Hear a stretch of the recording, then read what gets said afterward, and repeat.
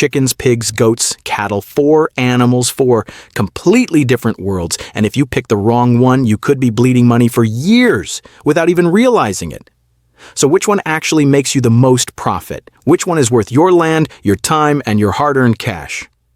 I've been in the farming game long enough to give you the raw, unfiltered truth, and today I'm laying it all out. The real costs, the hidden nightmares, the profit margins that'll shock you, and why I made the choice I did after watching too many farmers crash and burn. By the end of this video, you're going to know exactly which animal fits your situation, not just what sounds good on paper.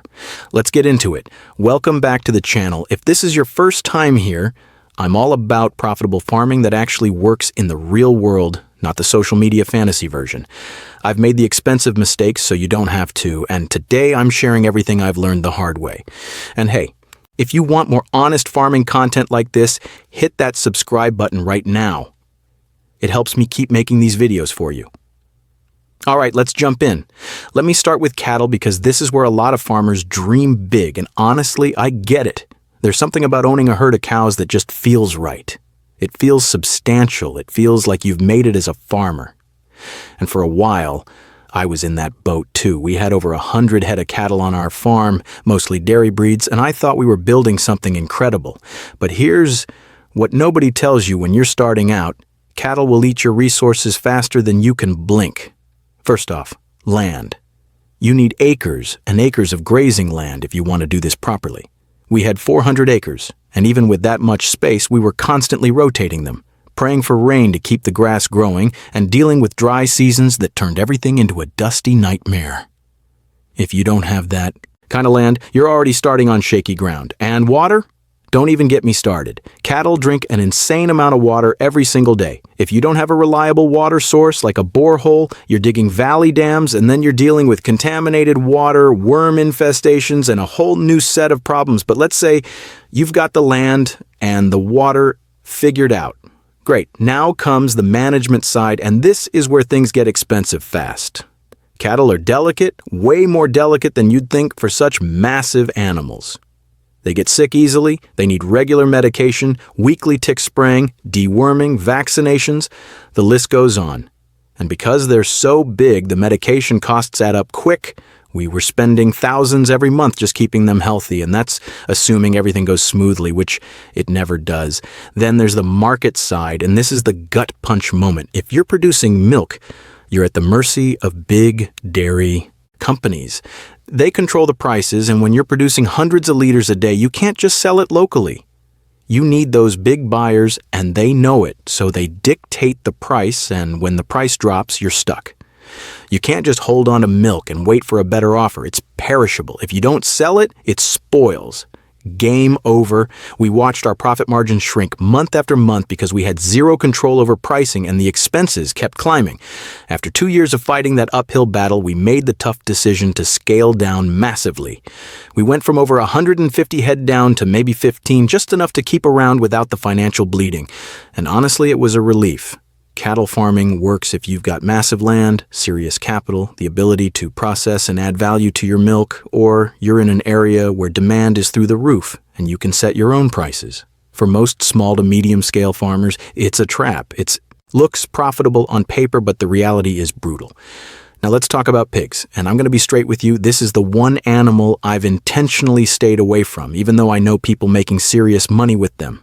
And I mean serious money. I've got friends crushing it with pig farming, pulling in profits that make my chicken operation look modest. So why haven't I jumped in? Let me break it down. Pigs are incredibly profitable when things go right, but they're also incredibly fragile. Almost as fragile as chickens. They get sick easily. They grow fast, which is great for turnover. But that also means you're constantly managing health issues, feeding schedules, and biosecurity like your life depends on it. Because honestly, it kind of does.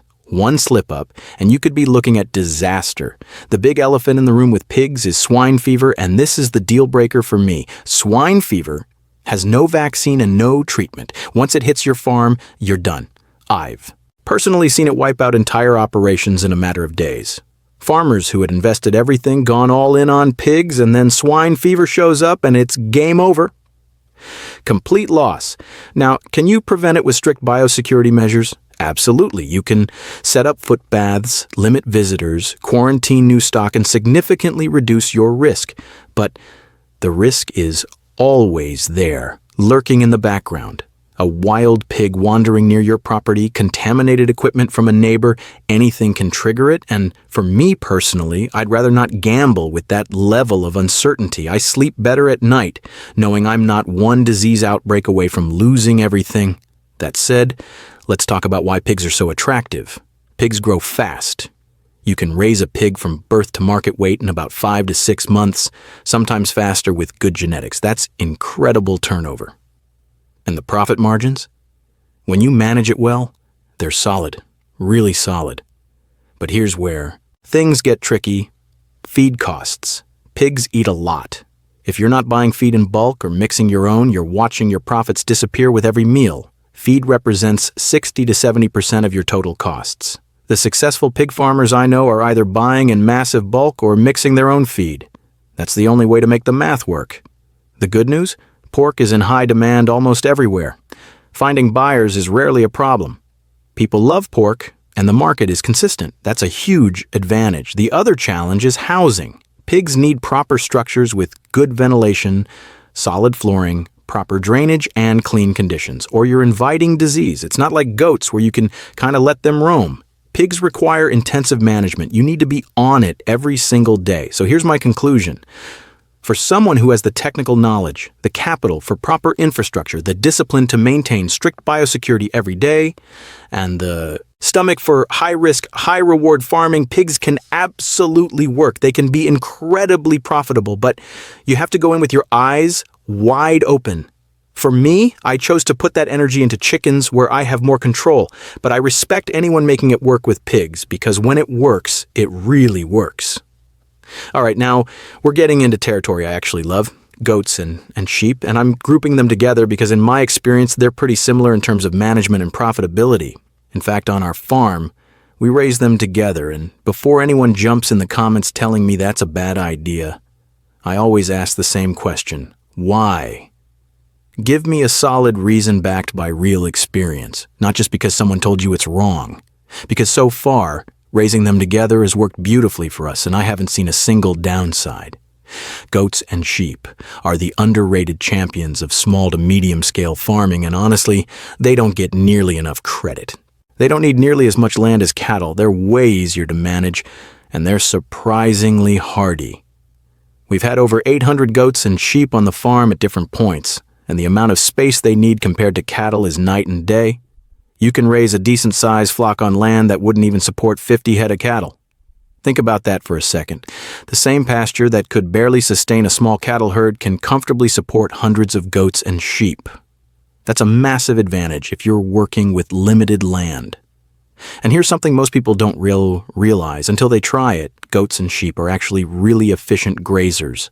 They eat different types of vegetation, they can handle rougher terrain, and they're not as picky as cattle. That means you can utilize land that might otherwise just sit there unused. Rocky areas, hilly sections, overgrown patches, goats especially will clear it out for you while feeding themselves. It's like getting free landscaping while your animals grow. Health-wise, they're also much less of a headache compared to cattle. Sure, they get sick occasionally, but it's nowhere near the frequency or severity. Medication costs are lower, treatments are simpler, and they just seem more resilient overall. We do routine deworming every few months, hoof trimming when needed, and basic health checks, and that's pretty much it. No constant crises, no emergency vet calls in the middle of the night, no massive medication bills that make you question your life choices. It's manageable, and for someone who doesn't want farming to consume every waking moment, that's gold. Here's the part I love most about goats and sheep. The product you're selling is the animal itself, not milk or eggs that you have to move quickly.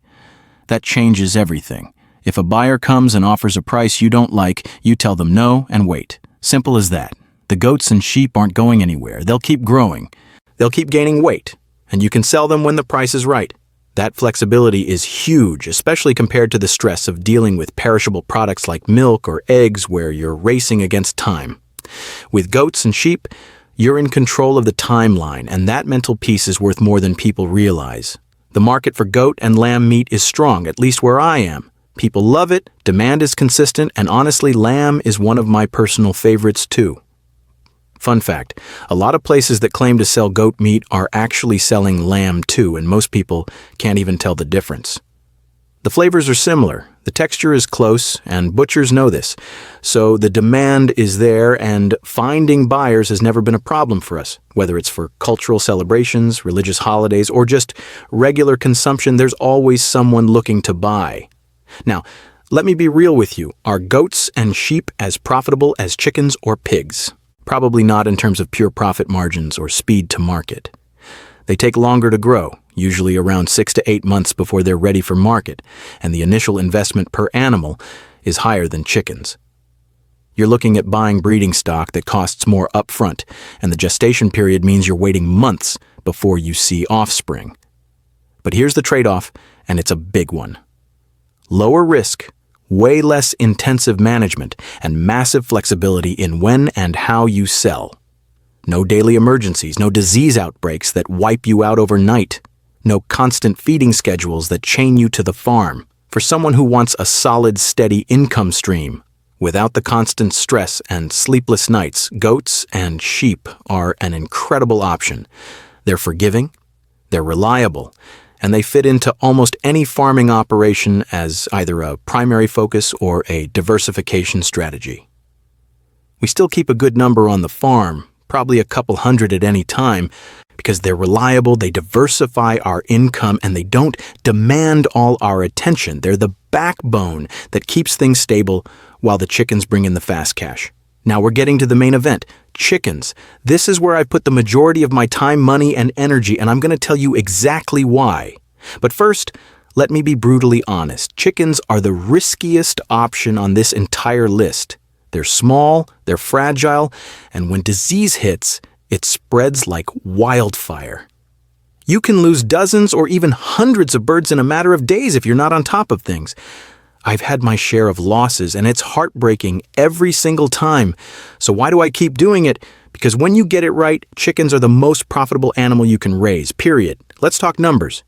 With layers, you're getting eggs every single day. That's daily income, not monthly, not after 6 months of waiting. Daily.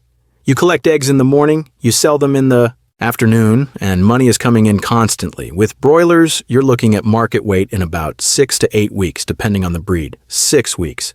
Compare that to goats that take 6 months or cattle that take a year or more. The turnover is insane.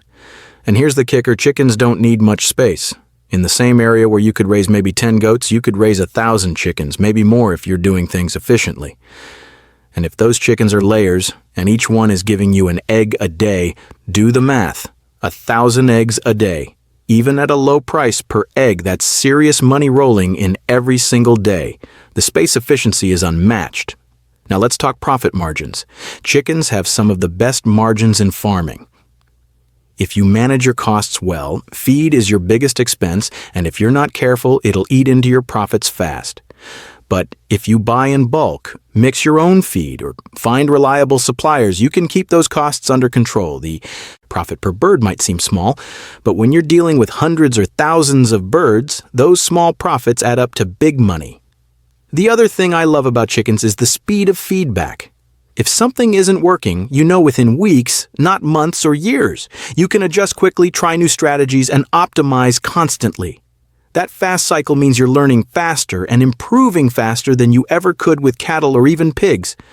But here's the catch, and it's a big one. Chickens require technical knowledge. You need to understand nutrition, disease prevention, biosecurity, housing, ventilation, lighting, all of it. If you're winging it, pun intended, you're going to fail. I've seen so many people jump into chicken farming thinking it's easy money, and they lose everything within months because they didn't respect how much knowledge and attention it takes. You also need to invest upfront. Chicken houses aren't cheap if you're doing them right. You need equipment, feeders, waterers, proper ventilation systems, backup plans for power outages, all of it. It's not like goats where you can kind of improvise. Chickens need structure, literally and figuratively. But if you're willing to put in the work, learn the technical side, and invest in proper infrastructure, chickens will reward you like nothing else. For me, the combination of daily income, fast turnover, high profit margins, and space efficiency made chickens the obvious choice. Yes, the risk is higher. Yes, the learning curve is steep, but the returns, absolutely worth it. Here's the reality of how I actually run things on the farm right now. I don't just do one thing. My main focus, my income engine is chickens. That's where the bulk of my time and money goes because that's where the bulk of my profit comes from. But I also keep goats and sheep, maybe a couple hundred at any given time, and a small number of cattle, just 15 or so. Why? Because diversification makes sense. Chickens, vacation, bring in the fast cash, the daily income, the high margins. Goats and sheep bring stability and flexibility. If something goes wrong with the chickens, I'm not completely sunk because I have other income streams. And the goats and sheep don't require much from me. They graze, they grow, they reproduce, and I sell them when the time is right. It's low maintenance, low stress, and it's there as a backup and a long-term investment. The cattle, honestly, they're more nostalgic than anything at this point. We kept a small number because we had them, and they're fine for what they are, but they're not the focus.